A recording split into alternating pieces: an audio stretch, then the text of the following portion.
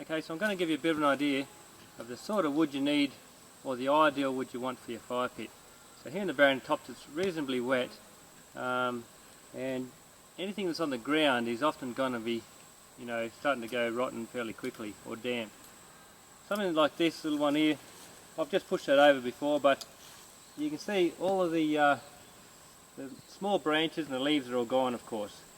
So that means it's going to be very dry. Because it's standing, it's not going to be rotten. Okay, so you'll see lots of these around the bush, and you can easily push them over. Okay, they're not far from falling over anyway. Now, there's a couple of ways to break it up. The easiest way is to find a forked tree, something like this here, and just break it like that.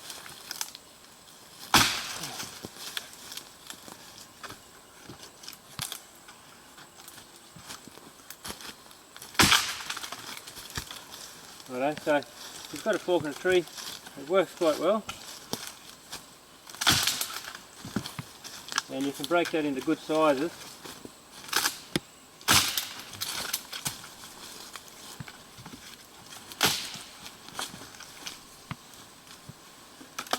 Look at that, so we've got some nice sized logs for the fire pit. Now those sort of logs there, right? Okay, so that's a perfect size wood to put on the fire pit. Not too big, nice and dry. We've had a few people said they're struggling to get the wood burning.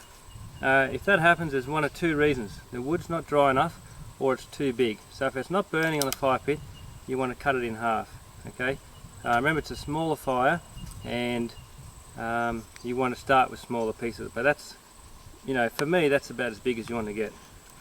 Righto, we'll go and see how we go. So you can see we've got a really nice selection of wood. Got some small, very dry stuff here for starting the fire. This is some of the dry wood that I've brought with me in the wood bag. A little bit of this I picked up on the way as well. We've got the small log that we just chopped up or broke up before.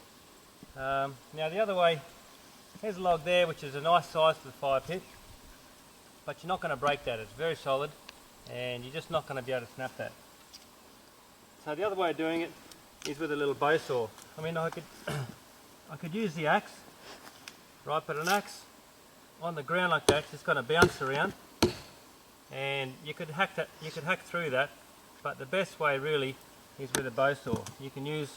We always carry a couple of different types. Righto, I can get that open. Small one like that, and a larger one like that. So these are in the truck all the time. If you're out in the bush and you didn't have a chainsaw, at least that'll get you out of trouble for a smaller log if it's across the road, something up to 8 inches or so. But the good thing with this is I can chop that just halfway through. That's all you need to do. You can even do it with a smaller one.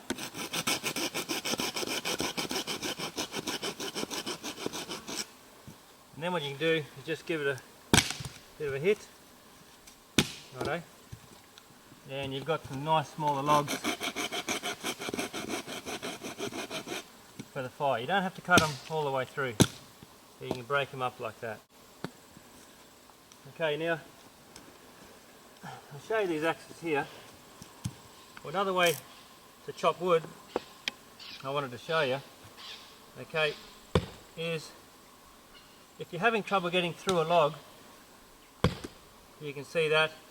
The other way you can do it is to get something and hit it on the top of the axe. That works really good. Now, I'm not sure if this will go through now. It's fairly bouncy ground here. There we go. If I want to chop through that,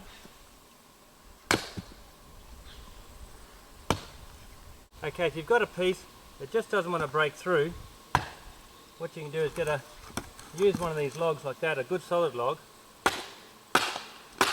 okay, and you can use it like a bit of a hammer. So that works really well.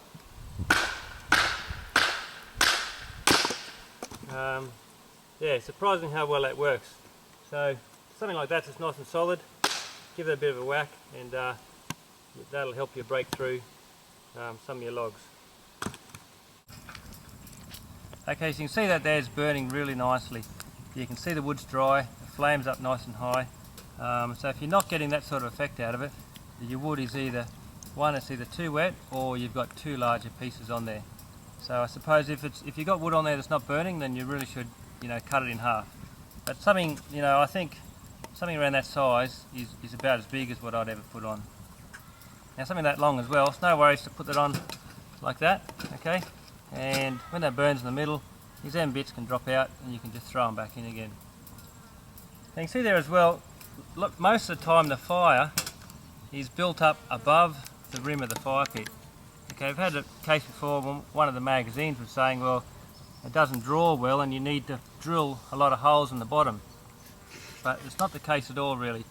I mean, the fire is on top really, and it's sucking from the sides. You do have holes in the side here, so it does draw air in from there, but really the air's coming from the side here. It doesn't have to come from the bottom, okay, because soon the bottom will be full of coals, and the fire doesn't really draw up from underneath, it draws in from the side. Okay, being elevated like that, it makes it a lot easier. It does draw beautifully like you can see, but if you think of a fire on the ground, the air is of course coming from the sides. So you don't have to have large holes on the base of the fire pit. It's all drawing in from the sides here. And it's no problems as well, as you can see, to stack the fire pit up, well above the rim of the fire. If we're going to cook tonight, we want that full of coals. So the trick is to stack it up well like that. Half an hour, when that burns down, or even 15-20 minutes, I'll stack it up again. And I sort of tend, if you stack it up twice like that, you'll get a really nice big deep bed of coals that'll last for cooking for well over an hour.